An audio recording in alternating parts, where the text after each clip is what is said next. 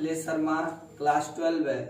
I will start your first chapter, A Girl with a Basket. Author's name is William C. Douglas. About the lesson, the author was going from New Delhi to Bareilly in train. लेखक नई दिल्ली से train द्वारा बरेली जा रहा था. His train stopped at almost every station.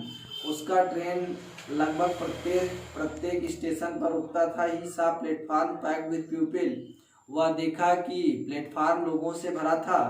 He enjoyed the sight of the river, the jungles and villages that came in the way. वह रास्ते में आए हुए जंगल, गांव और नदी के दृश्यों का आनंद लिया. At one station, a group of young refugee children gathered around the author. एक स्टेशन पर लेखक के चारों ओर शरणार्थी बच्चे जो टोकरियां बेच रहे थे उसके चारों ओर इकट्ठा हो गए. They were selling hand woven and reed basket. वे हाथों से बुनी हुई नरकट की टोकरियां बेच रहे थे. These were the refugee children. ये शरणार्थी बच्चे थे. Who were forced to sell basket in order to earn some money. जो कुछ रुपए कमाने के लिए टोकरियां बेचने के लिए बाध्य थे. The author bought many baskets from the refugee children. लेखक शरणार्थी बच्चों से बहुत सारे टोकरियों को खरीदा था. Then he saw a girl. तब वह एक लड़की देखा. She was 9 years old. जो 9 वर्ष की थी. She also had basket. उसके पास भी एक टोकरी थी. And she wanted the author to buy her basket. वह चाहती थी कि लेखक उसकी टोकरियों को खरीदे. She pleaded with tears in her eyes. वह अपनी आंखों में आंसू लेकर उससे प्रार्थना की. The author had already bought many baskets. लेखक बहुत सारी टोकरियों को पहले ही खरीदा था. He did not want to buy anymore. वह और अधिक खरीदना नहीं चाहता था. He put some coins in her basket in a way of charity. वह कुछ टोकरियों को दान के कार्य के लिए उसके टोकरी में रख दिया.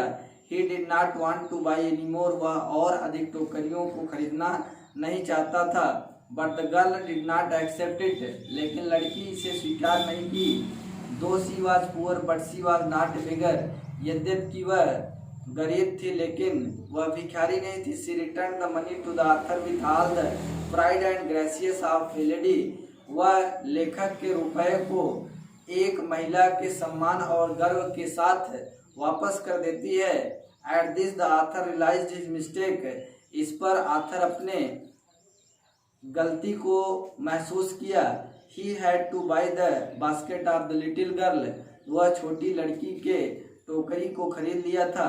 This little act of the girl impressed the soul of the author.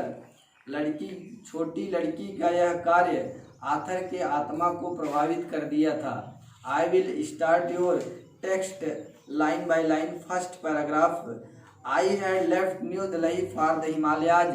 मैं हिमालय के लिए नई दिल्ली छोड़ चुका था. I was going as far as Bareilly by train.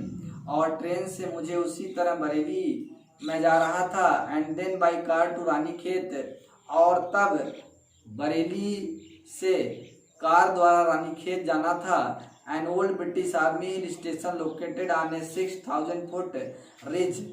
कह रहे हैं राइट. लेखक बता रहा है कि एक ब्रिटिश आर्मी का हिल स्टेशन 6,000 फुट के ढलान पर स्थित था. Opposite 120 mile stretch of snow capped Himalayas. इस ढलान के विपरीत 120 मील फैले हुए बर्फ से ढका हुआ हिमालय था. The train was slow. Train धीमे थी. And it stopped at all the way stations. और यह अपने रास्ते के सभी स्टेशन पर रुकती थी. At every stop I swung open the door. प्रत्येक स्टॉप पर मैं अपने डिब्बे के दरवाजे को झुलाकर खोलता था. And walk the platform. और प्लेटफार्म पर टहलता था. Next paragraph. The platform were packed with people. Platform लोगों से भरा था. सिख, मुस्लिम, हिंदू, सिपाही, व्यापारी, पुजारी, कूली, भिखारी और फेरी लगाने वालों से. Almost everyone was barefoot and dressed in loose white garments. लगभग सभी लोग नंगे पैर थे और ढीले सफेद कपड़े पहने थे. I would ask at least 3 people before I could find one who spoke English. मैं लगभग 3 लोगों से पूछता था। इसके पहले मुझे 1 लोग मिल जाते थे जो अंग्रेजी बोल सकते थे। वो could we would talk world affairs and every major topic the news of the day produced। हम संसार के विषयों और दिन के दौरान उत्पन्न हुए समाचार के प्रमुख विषयों पर बात करते थे।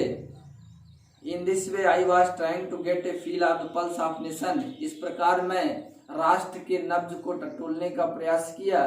Checking opinion against official attitudes and reports, और कार्यालयीय दृष्टिकोण और सूचनाओं के प्रति लोगों के विचार जानने का प्रयास कर रहा था।